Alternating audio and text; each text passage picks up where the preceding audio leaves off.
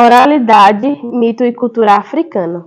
Aprofundar no mistério, no sagrado e compreendê-lo é diferente de explicar. Wanda Machado. Sabemos que a oralidade é uma das características fundamentais da cultura africana, especialmente nas sociedades tradicionais. É um modo de ser, de estar no mundo.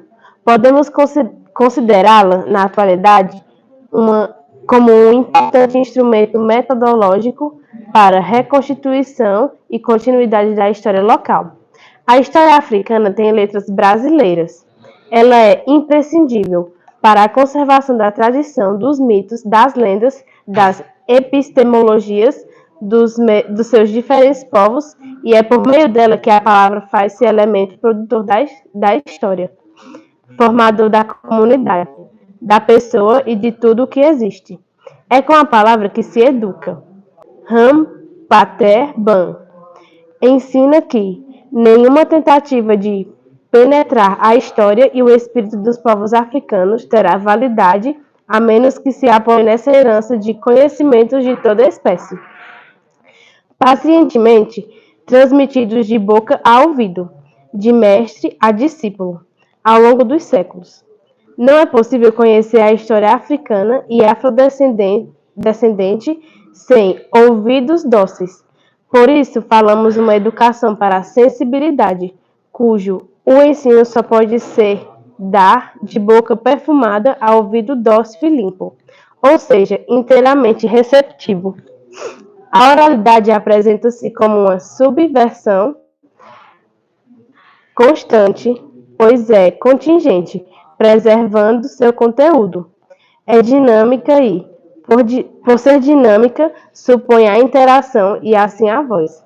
A pausa e o silêncio adquirem grande significado, assim como o próprio corpo, a música, a dança, os gestos, o olhar, o cheiro, o que está ao alcance das mãos, dos olhos, do olfato, da audição, os sons da natureza, o som dos tambores falantes, e a participação de quem ouve, escuta, aprende, conhece, sente, assim como do que está em volta quando se está sozinho, sem ninguém próximo.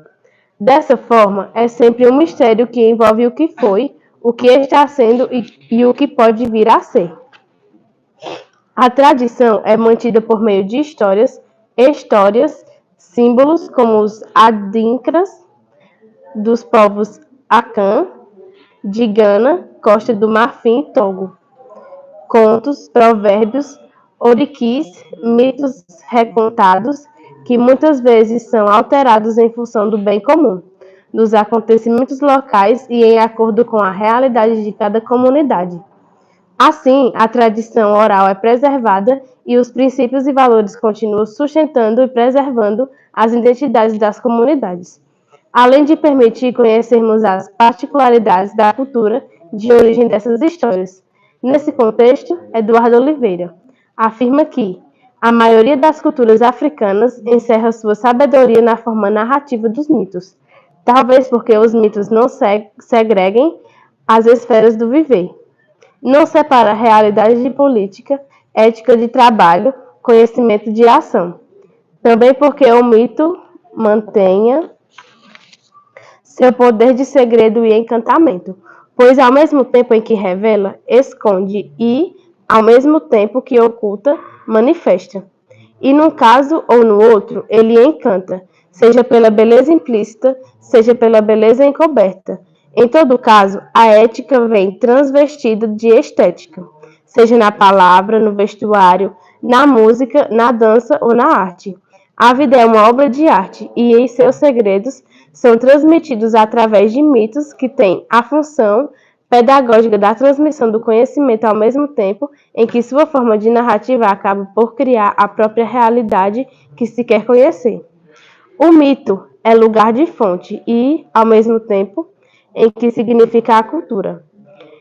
Dispõe do seu repertório, atualiza, movimenta, ou seja, por mais sociais e humanos que sejamos, os mitos africanos nos mantêm conectados na unidade da natureza a que imitamos por nossa essência. O mito relaciona o indivíduo com sua própria natureza e com o mundo onde o indivíduo faz parte. Petrovich Machado.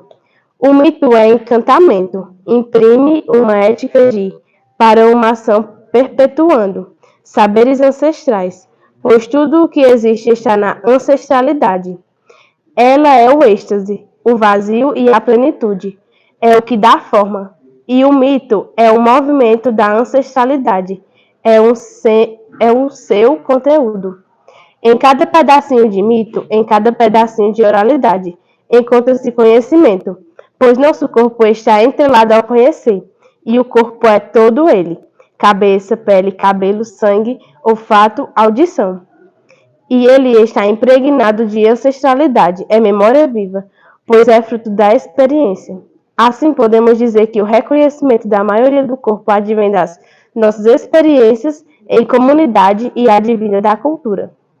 Ao conhecer esse corpo como memória fruto da ancestralidade, percebe-se que o encantamento que promove esse reconhecimento potencializa as descobertas de nossos sentidos. C. Em Amculel, o menino Fula, Ambanté Ban, traz uma passagem intitulada Na Escola dos Mestres da Palavra. E nesse ponto, ele conta que um dos grandes aspectos da escola oral tradicional era que a educação popular era ministrada no dia a dia. Também conta que os mestres tradicionalistas consagrados eram capazes de abordar quase todos os campos de conhecimento da época, porque um conhecedor nunca era um especialista no sentido moderno da palavra, mas, mais precisamente, uma espécie de generalista. O conhecimento não era compartimentado, era um conhecimento mais ou menos global, segundo a competência de cada um, uma espécie de vivência da vida. Bota, ele tá ligado? Tá, né? Ciência da vida, considerada aqui como uma unidade em que tudo é interligado, interdependente e interativo, em que o material e o espiritual nunca estão desassociados. E o ensinamento nunca era sistemático, mas deixado ao sabor das circunstâncias, segundo os momentos favoráveis, ou à atenção do auditório. Aprendíamos e retínhamos muitas coisas, sem dificuldade e com grande prazer, porque tudo era muito vivo e divertido. Ban, 2003.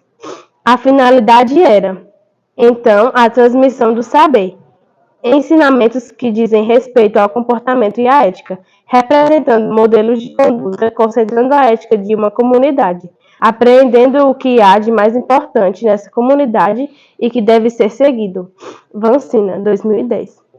Uma sociedade oral reconhece a fala não apenas como um meio de comunicação diária, mas também como um meio de preservação da sabedoria dos ancestrais, venerada no que poderíamos chamar de elocuções-chave, isto é, a tradição oral. A tradição pode ser definida, de fato, como um testemunho transmitido verbalmente de uma geração para outra. Assim, essa arte de contar e narrar histórias mantém-se atuante. Os mitos, os contos, as histórias narradas, os símbolos têm um caráter pedagógico e, na cultura oral, não se separa ciência de arte, política de religião. Conhecimento de vivência, pois tudo está em tudo. Tudo é o todo, tudo é movimento. A palavra é condutora de força vital. Pensa-se sempre o conjunto, o universo, pois cada um é universo, já que ele faz parte. Desse modo, de todas as histórias, a maior e mais significativa é a do próprio homem, simbiose de todas as histórias. Uma vez que, segundo o mito, foi feito com uma parcela de tudo o que existiu antes dele. Todos os reinos da vida, mineral, vegetal e animal, encontram-se nele, conjugados a forças múltiplas e a faculdades superiores. Os ensinamentos referentes ao homem baseiam-se em mitos da cosmogonia, determinando seu lugar e papel no universo e revelando qual deve ser sua relação com o mundo dos vivos e dos mortos. Explica-se tanto o simbolismo de seu corpo quanto a complexidade de seu psiquismo. As pessoas da pessoa são numerosas, no interior da pessoa, dizem as tradições Bambara e Peu. A oralidade transmite os mistérios que envolvem os acontecimentos da vida. É a escrita falada de quem quer saber, enxergar, ouvir e sentir o que está à sua volta. Por isso, Wanda Machado nos diz que o mito é a forma escolhida para compreender o sagrado, também os pensamentos, sentimentos e sonhos. O mito é o sonho coletivo, que perpassa o nosso existir. Mito é tempo passado, tempo presente, futuro potente. Até a atualidade, dentro da cosmovisão africana, esse conhecer no cotidiano e da relação direta com a natureza é preponderante. O sonho coletivo é a ética para a existência e para o ensino da história e cultura africana e afro-brasileira, e para as relações étnico-raciais, cujos conhecimentos, as escutas e as aprendizagens cotidianas são fundamentais. Desse modo, esse texto deseja-se emaranhado na teia da construção de proposições para a implementação da Lei 10.639, na qual a oralidade transmissora de histórias, epistemologias, faz-se uma importante fonte de registro, uma vez que a palavra é sagrada, é um caminho que apreende a vida. No segundo capítulo deste livro, apresentarei um caso dessa proposta, uma prática de ensino de história e cultura africana e afro-brasileira, desenvolvida por Eduardo Oliveira, no curso de Pedagogia da Faculdade de Educação da UFBA. Olha, muito obrigado, Cida. De nada.